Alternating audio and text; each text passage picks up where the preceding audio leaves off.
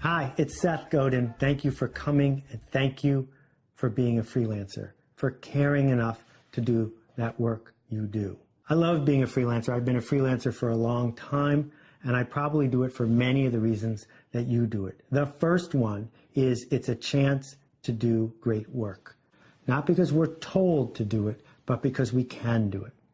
Number two, it gives us a chance to be free, to make our own choices. Number three, it makes us responsible for the work we do because we chose to do it. Number four, it lets us make a living by making a difference. And number five, regardless of where we come from, if we choose, it gives us a chance to become a professional.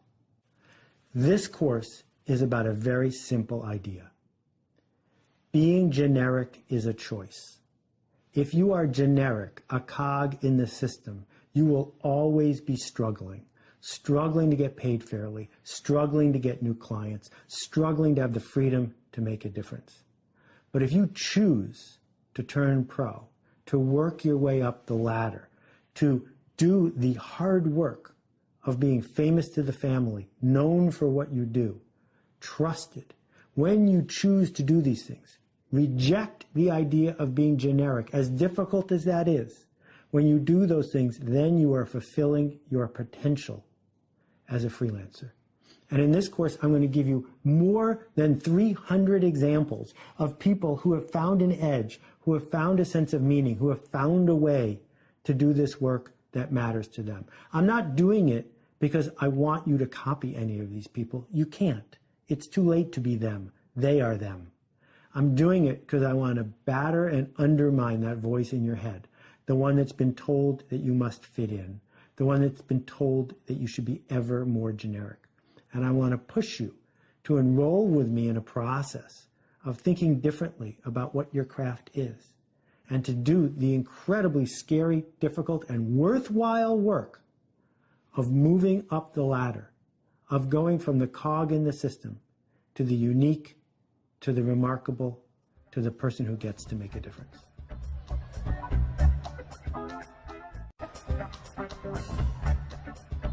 A freelancer is a warrior without a king. Somebody who can step up and say, this is what I do, and I didn't have to get a job to do it.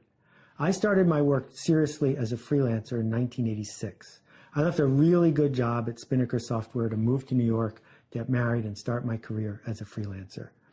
My grandmother was heartbroken because she knew what I used to do, sort of. I was a brand manager, but she had no idea what I was doing now. And I was a failure at it. And as a result, she didn't know what to tell all the other grandmas. Well, shortly before I left my job at Spinnaker Software, I was fortunate enough to have been profiled in Playboy magazine. It was the Women of Men's issue, in case you want to look it up, but I was wearing all of my clothes. She bought a copy of this and left it on her coffee table. And people would come over and say, Fash, what's that? Why do you have Playboy? And she'd say, oh, that's my grandson. He's a freelancer. And over the next year, when I was so struggling, at least she had the Playboy magazine to turn to. I got 900 rejections in a row that year. I made very little. I made macaroni and cheese for dinner, and that was about it. My uncle took pity on me and hooked me up to do a 50-page spreadsheet for a corporation that was buying a chain of nursing homes. And I found myself visiting nursing homes, a 26-year-old spending time walking up and down the halls, building a spreadsheet I didn't understand about a deal I didn't care about for a client I didn't like. And in that moment, I realized that being a freelancer wasn't worth it if all I was going to do was wait for someone to tell me what to do. On that day, I decided to stop being a generic MBA who would solve a problem if you could just describe it to him and do it for $1 less than anyone else. So I'm forever grateful to my uncle for saving the day and helping with a little cash flow, and super glad that I was able to look in the mirror and say, there's a different path here. That's the path I want to teach you. This is not a course about a clever way to spam people and get new business. It's not a course about getting clients to pay you a little more for what you're already doing. It's a course about seeing a path from here to there and working your way up the ladder.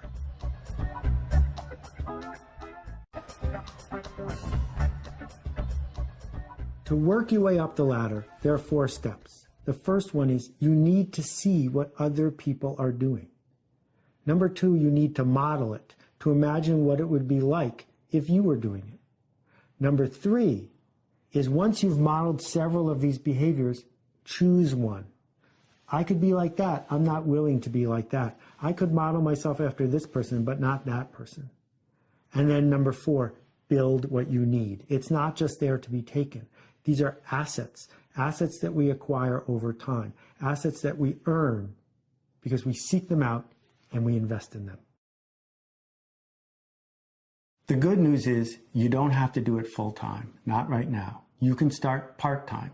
The internet has changed everything. It's changed everything because an individual can now reach anyone she chooses. An individual can build a footprint online, can start small, can start in the evening, can start on the weekend, and over time, drip by drip, build the asset. The leap you need to take is not the leap of quitting your job.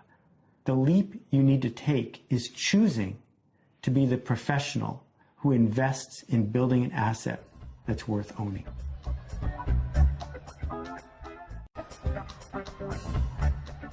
There's a braid that you're going to be weaving together as you build your career. It's a braid that includes, and I'm going to read this to you because it's worth getting it all right. What do you want to do? Who do you want to change? How much risk are you willing to take as you build this asset? How much work are you prepared to do? Does the work matter? And finally, not to be overlooked, is it even possible? It's one thing to dream of these changes that you want to make in your clients or in the market or in the way you do your work. But it's foolish to pursue one that's not possible. You're just setting yourself up for frustration. The good news is that it is possible to find a path that's been trodden before, somewhere else or in a different industry. But once you choose it, you can get there.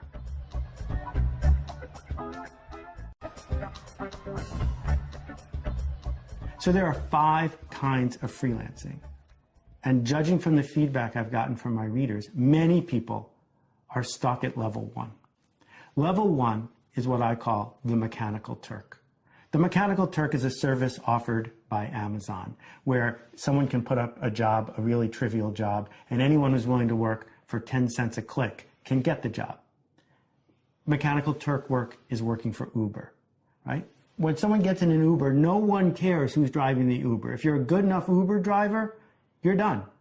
The good news about being a Mechanical Turk kind of freelancer is you never have to worry about any marketing. You never have to worry about how you get your next gig. It shows up. A middleman brings you the gig. The bad news is you are generic. You are a cog in a system that's run by somebody else. Our entire goal in this program is to figure out how to get you from level 1, the Mechanical Turk, the person who says you can pick anyone and I'm anyone, and take you to the next level and the next level and the next level. So level 2, I call the handyman. The handyman gets the gig because she's handy. Right around the corner, the easiest one, the one to grab. Now, there's an advantage to being a handyman if there are lots of people around you who need what you do, right? That if you are the only wedding photographer within 10 miles, you're handy. So you're going to get the gig for that reason and that reason alone. But you can do better than that. Level 3 is the craftsman. The craftsman is somebody who is invested enough in the craft that they're demonstrably a little better than the next person. And so the person who's shopping around, the business or the consumer who's looking for a freelancer says, well, I pick you because you're a little better. The 4th level is to be unique. To be unique is a whole different game. To be unique is the one and only, the one who will be bragged about by name, the one who will be asked for by name. And you are correct. It is difficult to be the one who is unique, but it is worth it. And then level 5 is remarkable. Level 5 is the connector. Level 5 is the person who does work that we must talk about. He does work, she does work that stands out merely because it is worth talking about. It is not better than spec. It is so far forward that it has a name unto itself, right? So you have to decide, are you someone who does a job or are you a brand? And what it means to be a brand is to make promises that stand for something that are unique, right? So if we think about going all the way back to the first level, the mechanical Turk, we go on Craigslist and we type in, I want to move, or man with a van, and there are 100 people listed. Or we think about this new app called Favor, where with a few clicks, you can send someone to the nearest Subway to wait in line, buy you a veggie sub, and bring it to you for $5. Now, $5 is nothing to sneeze at for 15 minutes worth of work, but it's not a profession. What you are is a cog in a machine waiting for the next person to come up, right? That when you work for an ad agency, and the ad agency has a big Rolodex, and they call on somebody who's ever next in the rotation to do very specific work that anyone can do, you're always going to be without power. And so I want to challenge you to think about these 5 levels, think about where you want to be and what cost, what payment you're willing to make to work your way up to the level of unmistakable. Srini Rao has coined the term unmistakable to mean the work of somebody where we can tell it was them, where we can talk about it to each other and say, only this person could have made it. So how can we tell if you are doing unmistakable work?